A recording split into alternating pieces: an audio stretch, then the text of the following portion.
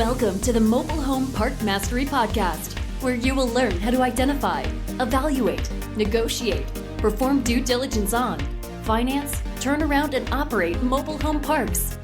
And now, here is your host, the fifth largest mobile home park owner in the United States, Frank Rolfe. In 1851, a popular expression was, "Go west, young man." It was to imply that if you wanted to succeed, that's where the opportunity was. Well, today, the quote could be, "Go north, go south, go east, or go west," because in the mobile home park industry, there's opportunity seemingly everywhere. In this issue of the Mobile Home Park Mastery podcast series, we're going to go over 5 great states to buy a mobile home park in. And what's interesting is that only maybe 1 or possibly 2 of these states are ones that we think of based on all those MSN articles on the great states to buy apartments in and other types of real estate. So let's start off with one that people talk about all the time, although the reason we like it's probably a little different than apartments. And that's, of course, the Lone Star State, the state of Texas. Now, why is Texas so special for purchasing a mobile home park? Well, the first unique feature of Texas is it has the highest number of mobile home parks in the United States. Texas comes in first, and there's a very close tie for second between California and Florida. But Texas is where the industry has its largest number of opportunities. The largest number of mobile home parks are, in fact, located in Texas. And what's also unique about Texas is it has perpetually strong economic growth. I can't really give you a downtime in Texas history, except perhaps the Texas savings and loan crisis of the late 80s. Other than that one little niche, it seems that Texas has always got something going on positive in the world of job formation. Whether it's oil and gas, or banking, or manufacturing, it doesn't matter. Texas always seems to be very, very good at creating jobs. They've always got new things coming online, new employers coming online. And that's great when you're a mobile home park owner because that means there's always plenty of jobs for your residents. Another attribute of Texas is, and I don't know why this is, you'll see more breakdown between mom and pop rents and market rents in Texas than almost any other state. Let me give you an example. In Austin, it's not uncommon to find a mom and pop park with lot rents that are sometimes $250 to $300 a month in markets where the market rent is anywhere from $550 to $650 per month. Seemingly half off in many markets of Texas. And I think why that is because mom and pops, as we've discussed many times, engage in what's called mom and pop quantitative easing. They keep the rents ridiculously low, never tracking them to inflation or what they could actually charge. That exacerbates that even higher in Texas is you have so much plentiful economic growth that the rents have been on one trajectory, and it makes mom and pop's quantitative easing even more zany and crazy. So they've been holding back rents when they've been taking off like a rocket ship. Whereas in other states, they're still going up faster than mom and pop ever would raise them, but still not as stunning a high. Another state that's great for mobile home parks, which rarely gets discussed, is the state of Michigan. Now, Michigan has lots of parks with very much mom and pop issues. Mom and pops in Michigan are by far the norm, and that's simply because Michigan was off everyone's radar screen for so many years. Ever since Detroit and the auto industry collapsed, most people had written off the entire state of Michigan, and as a result, there was not a lot of buying. So you still have a lot of the original moms and pops owning the mobile home parks. And as a result, you have 2 issues there. Number one, rents that are far below market, but additionally, a whole lot of vacant lots. Because as the state of Michigan had its financial problems there in the 70s and the 80s, and a lot of residents left, mom and pop never did a very good job of replacing those homes, of bringing in new homes to repopulate those lots. So a lot of times when you're looking at parks in Michigan, they come with very large vacancy rates, but typically only because mom and pop gave no interest in refilling. Even in markets that are very, very strong, you won't find much. One example is Traverse City, Michigan. We have a mobile home park in Traverse City, Michigan. It's been many years led our fastest filling mobile home parks, but you wouldn't think of that.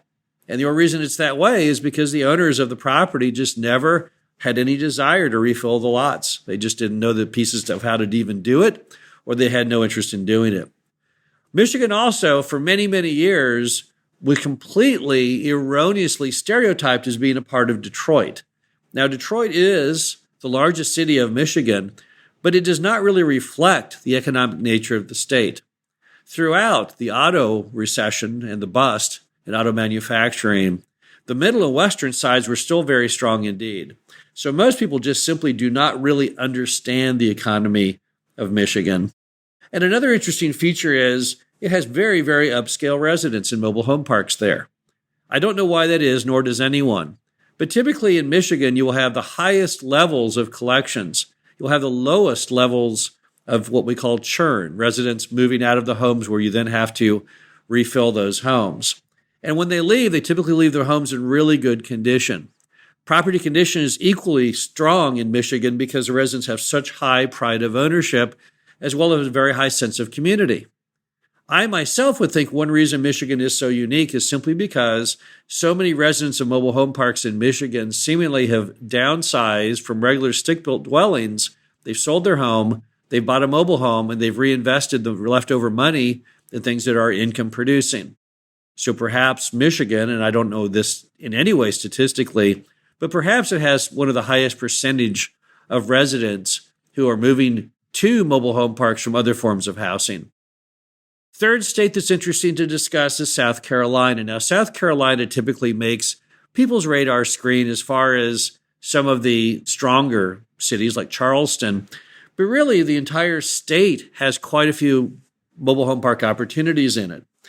One thing about South Carolina is there's a lot of really, really messed up mom and pop parks. It's crazy. Even in Charleston, a market you would imagine is picked to death for apartments and retail and lodging, still, you can find mobile home parks that are just disasters. They're half occupied with rents that are half of market rents. I don't really know why that is, to be honest. It's just the way things have grown over time. The economy of South Carolina, as we know, is actually very strong. Charleston, of course, is the anchor, but there's a lot of other parts of South Carolina that have done very well in manufacturing and assembly and things like that. So the economy is much stronger than most people think. It's also kind of a sleepy state. People just have not given it a lot of focus other than Charleston. Most people don't really think about South Carolina as a place to invest. So there has not been a lot of demand, a lot of activity there.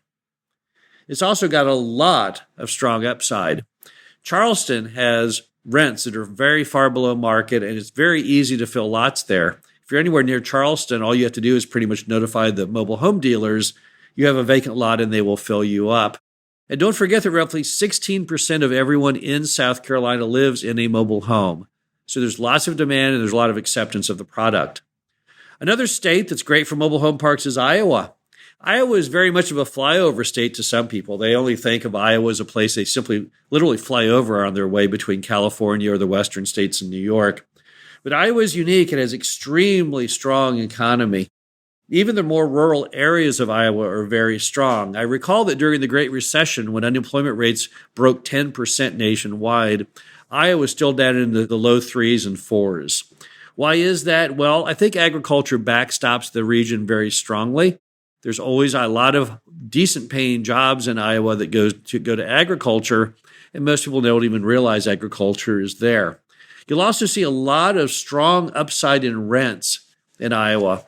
Iowa has rents that many mom and pops have kept very, very low for no possible reason. If you go into markets such as Des Moines, you'll see that regular housing prices in both stick-built and apartments are extremely high compared to what mobile home parks are charging. So there's a lot of opportunity in that state to raise rents. Finally, the fifth state, and this is a state that gets a little media attention, but it's very, very strong in mobile home parks, and that's Utah. I guess everything in the West is not created equal as far as how fast things got on the radar screen and how high they were bid up. But you'll do far better in Utah than most of your other Western states as far as buying mobile home parks. You can still find parks in Utah at good prices, although just a couple states over California, you can't. So Utah is at least enough east to it that you can still get good deals. Also, you'll find, of course, the economics are very, very strong in Utah. There's always a lot of demand, and that's simply because stick-built prices and apartments are so very high there. So you can find mobile home parks in Utah where you still have room to raise the rent significantly, and you still are nowhere near exceeding the values and the price of affordable housing there. So Utah, again, very, very good market. It also has a lot of low cap rates, yet the ability to exit and refi also at low cap rates. Utah is just enough west that there is kind of a cap rate compression that occurs as you reach towards California. And even though the cap rate on the front end may seem kind of low to you, you have to remember that when you go to sell it or refinance it, all markets, all lenders, all buyers will support that. So even though you may buy that mobile home park in Utah at a 7 cap, which is a point or two lower than what you'd normally want to buy, you may find when you go to sell it, you can also sell it at a point or two lower. And you'll find the appraisals will typically support your purchase price in Utah, again, because there is some credit given to the simple fact that it's in the West. So again, when you're looking at mobile home parks, don't feel like you have to follow that same roadmap that they do in apartments. Don't feel like you have to follow the same path of stick-built builders.